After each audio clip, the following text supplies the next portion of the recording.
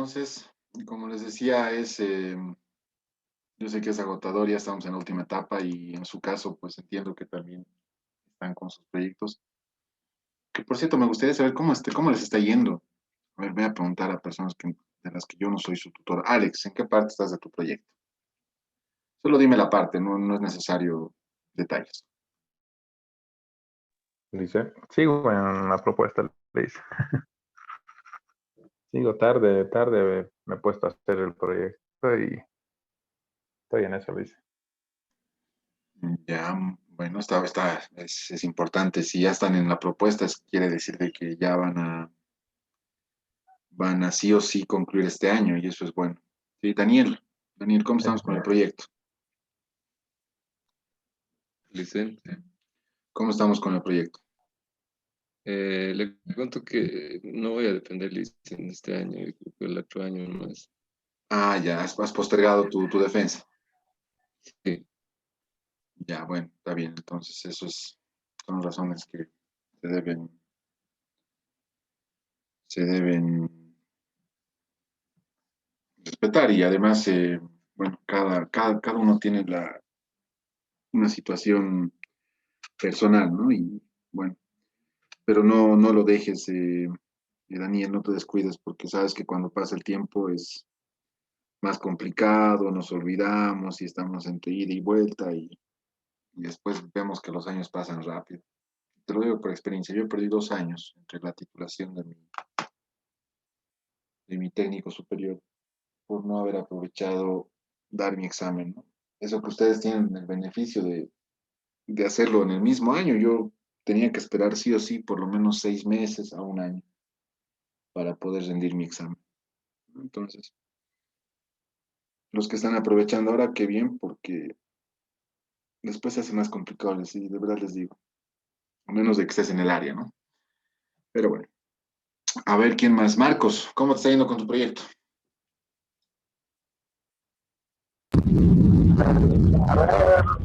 Bueno, sí, me falta arreglar cositas, eso.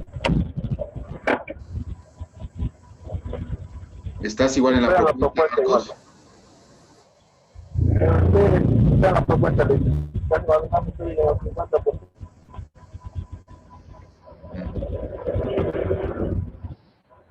Mm. Muy bien, Marcos, muy bien. Mari, ¿cómo estamos? ¿Cómo nos está yendo?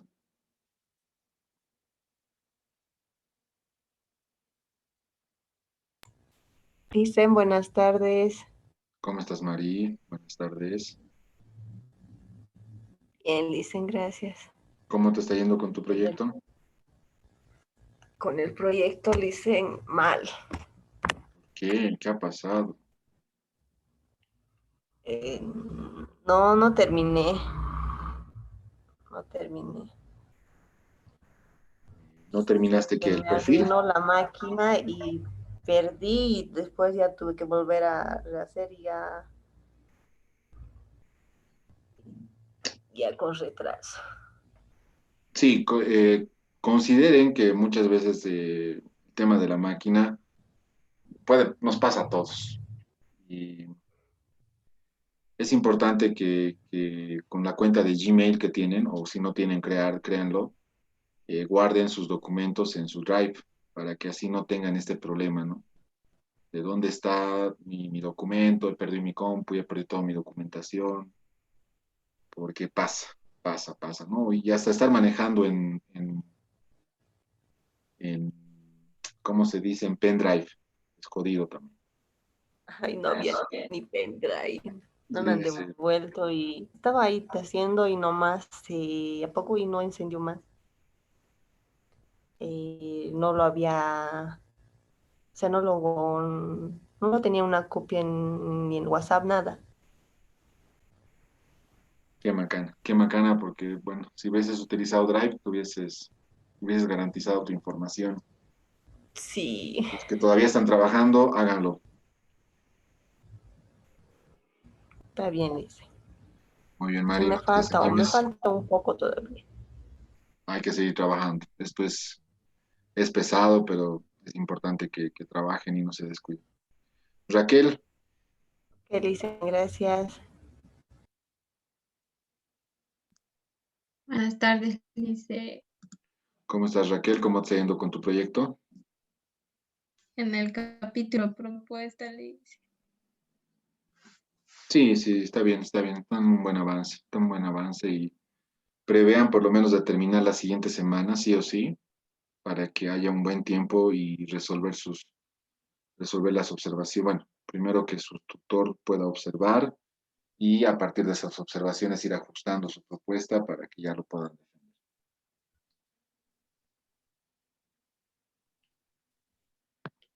defender. ¿Qué más? Jimena, Buenas tardes, Luis. ¿cómo te está yendo, Jimena? Estoy haciendo flujogramas de procesos ahorita. Muy bien, muy bien. La mayoría seguramente está haciendo control interno, ¿no? Lo más recurrente, lo más recurrente. Eh, Sugerencia, esto de forma general. Cuando hablamos de control interno, también estamos hablando de procedimientos contables, porque si yo no establezco un procedimiento contable para un área específica de mi empresa, es como si no estuviese controlando esa parte. No, no solo significa hacer manuales, flujogramas, no. También hay que darle la importancia a la parte contable. ¿Sí? ¿A través de qué? A través de un manual contable, a través de un esquema, si quieren, de asientos tipo, ¿no? Por ejemplo, si están haciendo un inventario. ¿Cómo se registra una compra, no? Inventario o mercadería, almacén de mercadería o compras, IVA, crédito fiscal, contra caja, bancos. ¿Cómo se registra un costo de ventas, no? Y ahí juegan, ¿no? ¿Cómo se registra una venta? Eso mínimamente tienen que incluir en su proyecto porque si no deja de tener un elemento contable su proyecto. Todo pasa a ser administrativo, si se dan cuenta. Porque el tema de decir, se debe realizar primero esto, el almacenero tiene que hacer esto, el auxiliar tiene que hacer esto, es administrativo. Perdemos la esencia contable y no podemos hacer eso. Ya, así que ya les estoy anticipando, si de repente no lo han tomado en cuenta, tómenlo en cuenta. Porque ojo que esto va a pasar por un comité de revisión. Y ese comité de revisión es muy exquisito y va a observar este tipo de situaciones. Y se los digo por la experiencia, tanto del año pasado y bueno, yo también acompaño muchos proyectos en la UNICEN. Entonces es importante que lo consideren. ¿Ya? Bien, señores, continuemos entonces. Adelante, Jimena. Justamente mi tutor me pasó un esquema y ahí tengo una parte que dice aplicación contable de la propuesta. Y ahí Exacto. tengo que hacer todo lo que usted acaba de decir. Muy bien. Eso es muy, muy, muy bueno. Muy bueno. Eso es una buena guía y sobre todo también tienen que responder a sus objetivos. Aquí la clave son los objetivos, chicos. Ahora les digo, a veces vemos como que, ay, ¿qué tengo que hacer? ¿Y cómo voy a hacer? ¿Cómo voy a escribir todo esto? ¿Cómo voy a Y lo más sencillo es que si tú ya has hecho tu perfil, que los perfiles este año realmente han sido muy bien elaborados, ya has establecido objetivos, lo único que tienes que hacer en tu propuesta es responder a esos objetivos, nada más. ¿Sí? Entonces tú dices, voy a diseñar un manual de procedimientos. ¿Cuál sería tu propuesta? El manual de procedimientos. Voy a diseñar un manual contable. ¿Cuál es tu propuesta? El manual contable. Voy a diseñar procedimientos a través de flujogramas. ¿Cuál es tu propuesta? Los flujogramas. Fíjense, es como responder a tus objetivos. Y todo eso en conjunto tiene que responder a tu objetivo general. ¿Ya? Entonces, no es más que eso. Y de verdad les digo, muchas veces nos complicamos y digo, pucha, ¿qué voy a hacer? No, no es tan complicado, ¿no? El tema del ya sus dos primeros objetivos específicos que tienen que ver con el diagnóstico y con el marco teórico, eso ya lo tienen.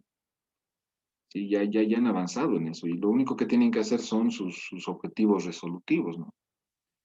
Que personalmente yo considero que se deben dividir en estos aspectos, las acciones propias que va a tener su proyecto para desarrollarlo.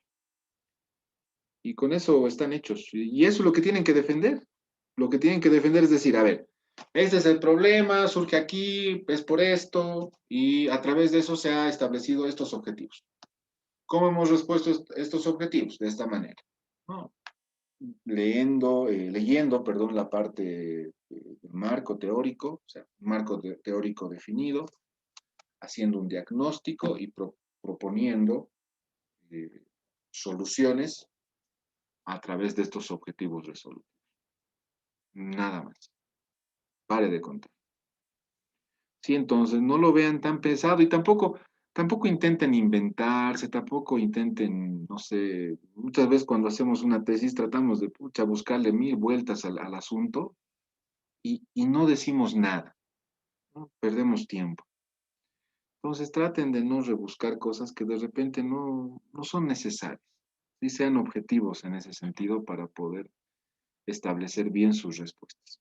¿Ya? Lo propio, las conclusiones y las recomendaciones también deben ir en orden en base a sus objetivos específicos.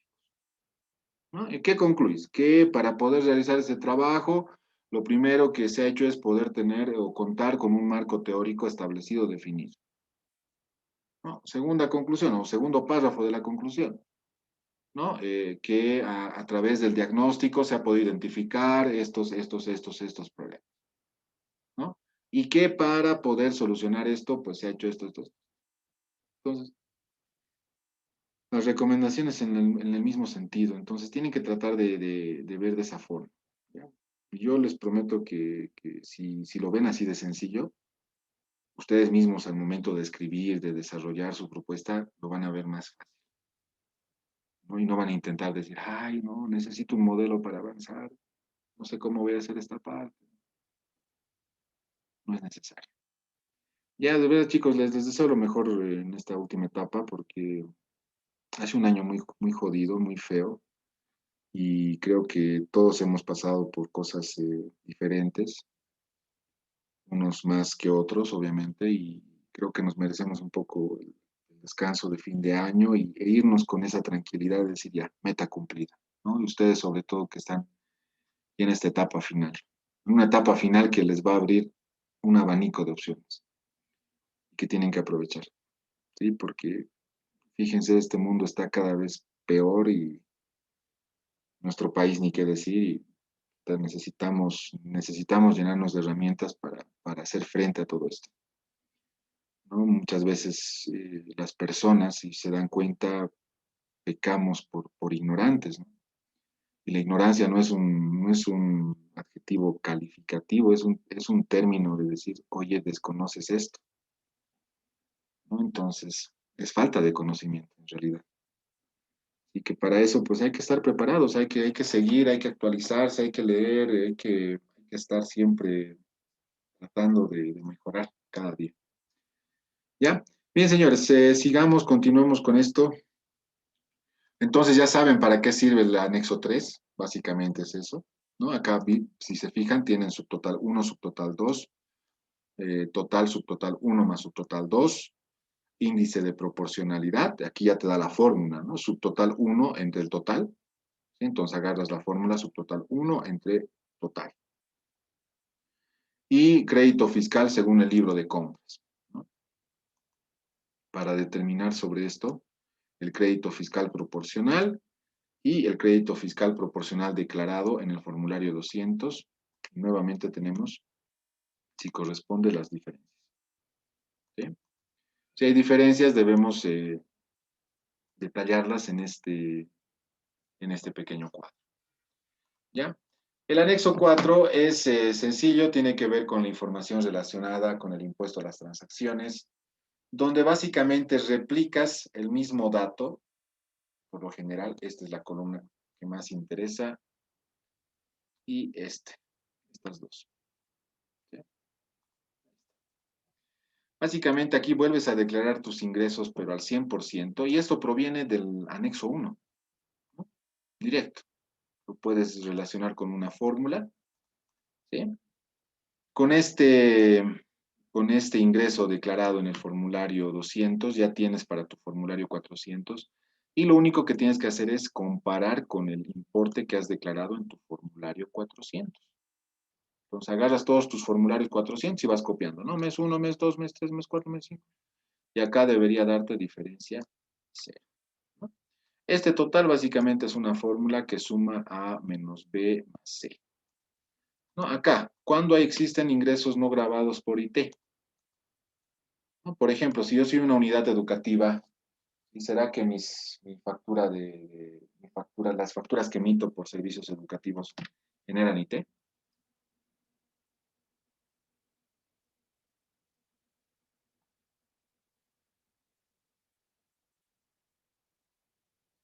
Señores.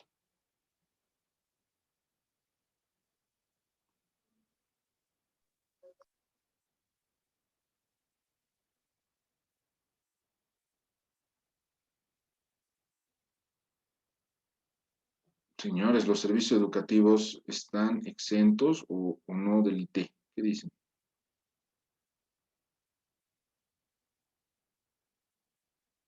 La verdad, Lisa, ni idea. No, pero para mí que no generarían IT. Están exentos, están exentos. ¿Sí? Entonces, por ejemplo, una unidad educativa que haya generado ingresos por 1.000.000, pero que el 80% es por ingresos de servicios educativos, ese 80% se debe declarar en esta columna. ¿Ya? Entonces, fíjense, son para situaciones muy específicas.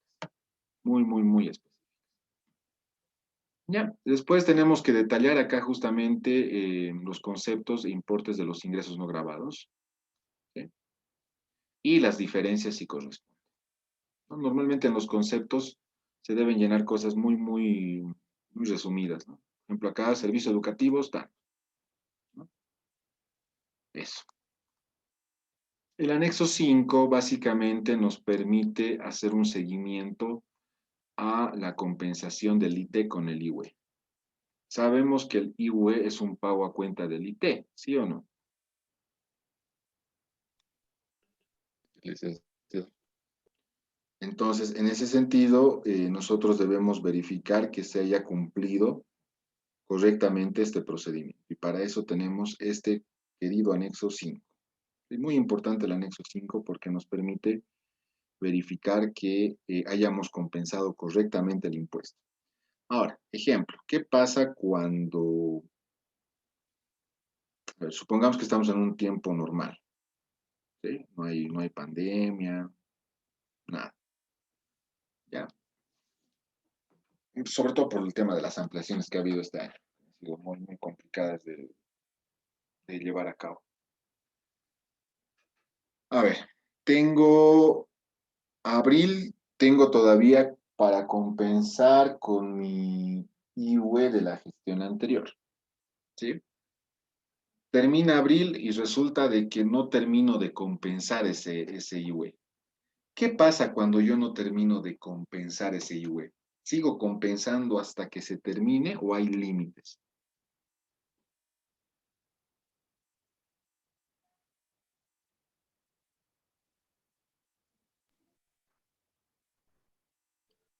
Ok, límite, licenciado. Exacto, hay dos límites, señores. Uno es de que se te acabe la compensación, que eso ya es por tema tema de sentido común, ¿no? Si se te acaba la compensación, no tienes que compensar, listo, se acabó. Y el otro es que la norma te permite compensarte hasta el vencimiento del siguiente periodo. ¿Qué quiere decir? Que tú puedes compensar tu IUE solamente hasta que se termine tu compensación o hasta que llegue el siguiente cierre contable, ¿sí? Perdón, el siguiente vencimiento del impuesto.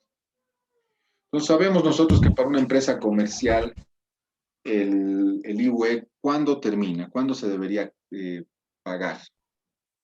En abril. Hasta abril, ¿no? Entonces es hasta ese periodo que tendríamos. Es hasta ese periodo que tendríamos. Entonces, si yo no logro compensar hasta abril, lamentablemente pierdo esa compensación. Y esa pérdida pues genera un gasto no deducible y demás. Y por eso es importante el anexo 5, porque nos permite llevar ese control, ¿no? Ahora, normalmente, ¿cuándo pagamos el IVA de la gestión actual? Lo pagamos en abril, ¿sí? Y ese pago recién se puede compensar ¿cuándo? ¿El mismo abril o el siguiente periodo?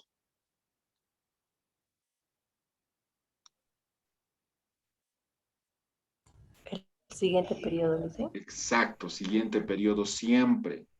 Si tú pagas en enero, porque puedes pagar, ¿no? La norma te dice 120 días después del cierre contable. Tú puedes pagar desde el día 1 hasta el día 120. Tienes todo el derecho. Si pagas en enero, puedes compensarte desde febrero. Si pagas en febrero, en marzo. Si pagas en abril, en mayo. Entonces, muchas empresas hacen eso. O sea, se les está terminando el IVA por compensar en diciembre y dicen, ya, en enero pagaremos una parte para que podamos empezar a compensar. Y se puede hacer eso. ¿Sí? Se puede hacer eso. Entonces, es por eso que es importante este anexo. Es por eso que es muy importante. ¿Ya? ¿Qué es básicamente? Tenemos la columna del saldo IVA pagado. Acá nosotros tenemos que tomar en cuenta cuánto se ha pagado de IVA. En la siguiente columna tenemos el IT compensado. ¿Cuánto compenso de este saldo de IVA? ¿Y cuánto llegaría a ser mi saldo final del anticipo, o sea, del pago anticipado de IVA? Entonces, como que tengo este saldo de IVA, compenso tantos y mi saldo es este para el siguiente periodo. ¿Sí? Vuelvo a compensar mi saldo para el siguiente periodo, hasta que se termine. Se termine, resulta que en abril ya pago otra vez, a partir de mayo vuelvo a declarar un importe y empiezo a volver a compensar. ¿Sí? Entonces acá tenemos un subtotal, total, ¿no? Subtotal 1, subtotal 2. ¿Por qué creen que se hace este corte, bueno, en este caso al mes 4?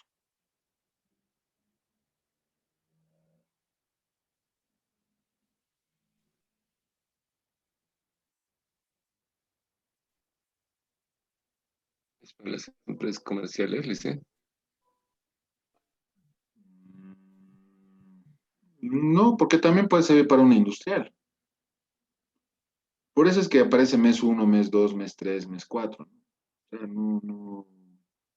O es por los O sea, tiene, 120 días. exacto, a eso, muy bien, Daniel. O sea, estaba bien tu respuesta, pero quería que lo aclares cómo lo has hecho. Exacto, a los 120 días que la ley te da para que tú puedas cumplir con tu obligación o cumplir con la compensación hasta ese vencimiento.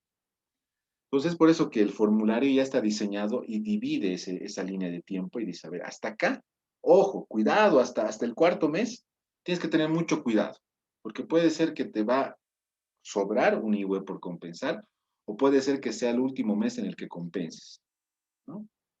Y divide a partir del mes 5, porque en el mes 5 es lo más probable que ya tengas un nuevo saldo para compensar. ¿Por qué? Porque resulta que ya has pagado tu IVA, ¿no?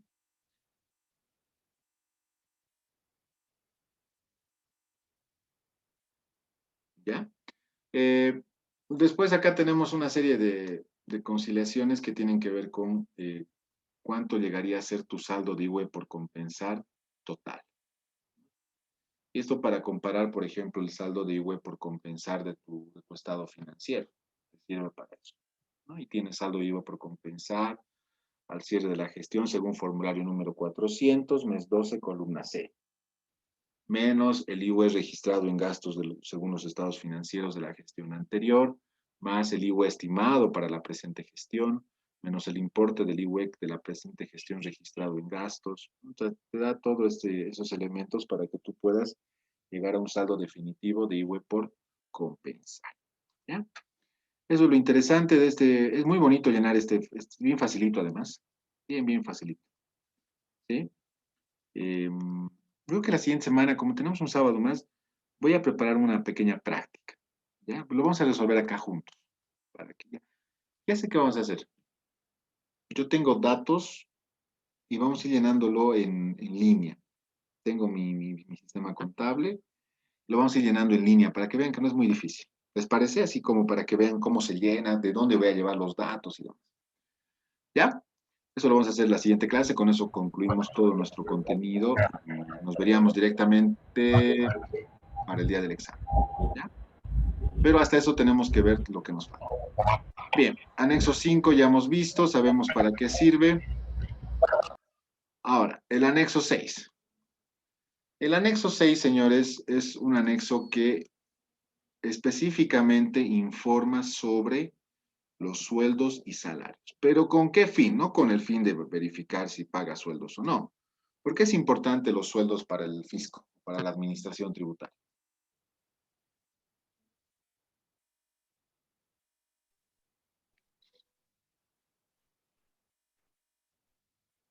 Sirve para cruzar información, dicen. ¿Pero sobre qué impuesto particularmente? Sobre bueno, sobre el IVA, ¿no? El RSIVA. El RSI. ¿No? Entonces acá este anexo 6 básicamente nos permite, o bueno, permite al contribuyente y al fisco pues determinar correctamente, no determinar el RSIVA en realidad, sino cruzar la información con lo que tú has reportado en el formulario 608 a partir de la comparación de tus planillas. Entonces acá fíjense es llenar la planilla. Sueldo y salarios. ¿Cuánto es tu sueldo y salario? ¿Tienes bonos? ¿Tienes horas extras? ¿Otros pagos? ¿Sí? ¿Cuántos son tus gastos al personal? Total, esto. ¿Sí? Después hay conceptos no sujetos a RSIVA, remuneraciones pendientes de pago del periodo analizado, remuneraciones pendientes de pago de periodos anteriores pagados en el periodo. Esto por lo general no se llena. Son casos muy, muy particulares. ¿No? A ver, voy a marcar todo esto porque es la parte más importante. Acá creo que me he olvidado, acá me he olvidado. Voy a marcar ambas partes para que ustedes tengan referencia, ¿ya? Bien. Entonces, fíjense acá, ¿sí? Acá básicamente lo que hacemos es llenar las planillas, agarramos las planillas, llenamos los datos que corresponden. Y acá lo que hacemos es que aplicamos la remuneración total y aplicamos el descuento por aportes laborales, ¿no? ¿Sí? Y estos serían los sueldos computables para el cálculo del RSIVA, que deberían ir en el formulario 608. Entonces acá es más simple todavía, porque no tengo que llegar al nivel de establecer cuánto se ha determinado de impuesto, porque eso sería difícil, ¿no? Por el tema del formulario 110, porque gran parte del personal de repente en una empresa no gana más de 4 salarios mínimos. Entonces, no, acá impuesto dice, con que hayas declarado correctamente tu formulario 608, ¿sí? En relación a tus planillas, está bien, me quedo tranquilo. ¿Sí? Y acá tenemos que detallar qué otros pagos pueden existir en esta columna, ¿sí? Como por ejemplo bonos, viáticos, qué otros conceptos no sujetos a RSIVA. ¿Qué no estaría sujeto a RSIVA en una planilla?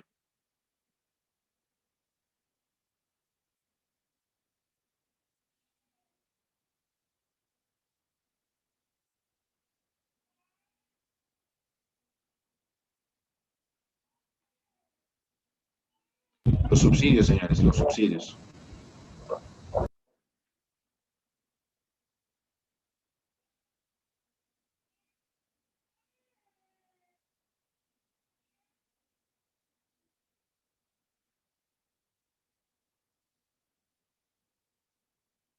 ¿Sí? Los subsidios de prenatal, natalidad, de lactancia, son ingresos, porque son ingresos para el trabajador, ¿o no? Son ingresos, pero que no son sujetos a RSI. ¿Ya? Entonces, como ven, más sencillo acá, por eso habla de el nombre del anexo, es información relacionada con el RSIVA dependiente. Adelante, ¿alguien tiene una pregunta? ¿Solo los subsidios o los bonos también entrarían en eso? ¿Te refieres a que si entra algún otro Sujetos. concepto? No, los bonos sí llegarían a estar sujetos a RSIVA. Acá, ¿qué más puede entrar? Si, por ejemplo, ha habido el pago de primas, por ejemplo, podría ingresar. ¿Sí? No, me estoy confundiendo, perdón. Aguinaldos, indemnizaciones, o sea, siempre y cuando haya habido, por ejemplo, un anticipo de aguinaldo, pero no corresponde porque en la planilla no entra eso. A ver, déjenme pensar, ¿qué otro concepto más podría haber? No, solo los subsidios. Solo los subsidios. Y algún otro reconocimiento en especie, ahí está, me acordé. ¿Sí? Y algún otro reconocimiento en especie. ¿Ya? Pero el tema de los bonos de T, bono viaje, bono transporte, bono T, bono, no sé, representación, viáticos, siempre y cuando los viáticos sean sin cargo a rendición, ¿no? Eh, todos esos otros conceptos sí deberían ir como otros pagos, porque están sujetos al RSI. Por más de que no esté yendo incluido en su planilla. Aquí, mucho ojo con esto, señores. De verdad les va a servir mucho esto. A veces consideramos que aquí la planilla nomás tengo que llenar. No, ¿no? Acá tienen que tratar de vincular este llenado con la planilla tributaria. Y en la planilla tributaria justamente es donde se declaran este tipo de otros ingresos. ¿Ya? Bien, pasemos al anexo 7. Creo que es el anexo más importante, el anexo que le interesa más al fisco que otra cosa, porque tiene la información esencial para la determinación del IWE. ¿Ya? ¿A qué le suena toda esta estructura? ¿Alguien me puede decir? Ya de No, resultados. todos. Exacto. ¿No? ¿Y a qué se refiere con esta clasificación? ¿Ustedes han llenado un papel de trabajo así?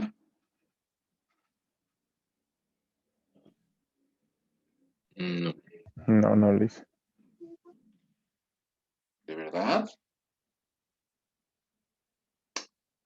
Qué macana, chicos. Qué macana.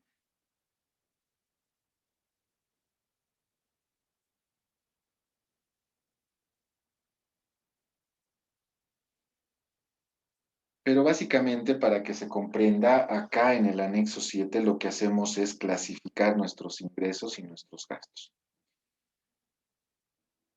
La ley nos dice, a ver, para tú poder declarar tus impuestos, tus ingresos deben estar divididos entre ingresos imponibles y no imponibles. Y tus gastos deben estar clasificados en deducibles y no deducibles. ¿Sí? Ingresos imponibles son todos aquellos que se hayan generado en territorio boliviano, que correspondan a una actividad grabada o a una actividad no grabada también, o sea, me refiero al negocio de la empresa. ¿De dónde obtienes tus ingresos? De la venta de libros, de la venta de servicios, de la venta de materiales. Todo eso es imponible. ¿Qué llegaría a ser no imponible? ¿No?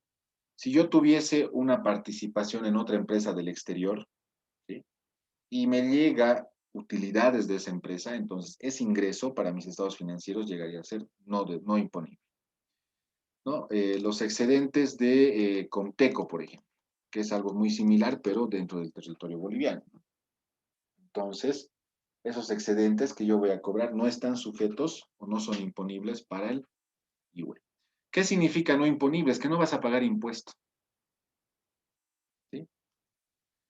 Y imponible significa que sí vas a pagar impuesto. Ahora, en cuanto a los gastos, nosotros tenemos que determinar qué gastos son deducibles para el impuesto, o sea, que se pueden restar a la base imponible, que serían estos ingresos imponibles, y qué gastos llegarían a no ser deducibles, o sea, que no se deberían restar, ¿no? Y acá el Decreto Supremo 2451, bendito decreto, te detalla al mínimo todos los gastos que no son reconocidos según normativa. ¿Ya? Por ejemplo, si no has aplicado ese IVA a tu planilla, lo siento mucho, tu planilla de ese mes es no deducible. Si tu depreciación proviene de un revalúo técnico de activos fijos, lo siento mucho, esa depreciación es no deducible. Si has gastado en el impuesto ITF, lo siento mucho, ese ITF es no deducible. O sea, hay un montón de condiciones para diferentes tipos de gastos. ¿Ya? Si no tienes documento original, lo siento, chao, no deducible. Si la factura no está vinculada a la actividad grabada, chao, lo siento, no deducible. Entonces, básicamente este anexo nos permite determinar el IWE. Fíjense, ¿no? Cómo resta los ingresos no imponibles al resultado de la gestión y suma los gastos no deducibles, ¿no? Y de eso tenemos lo que es el resultado tributario o la base imponible para el impuesto, ¿no? Sobre el cual se calcula recién el 25%. ¿Qué nos han enseñado en cuenta básica? A ver.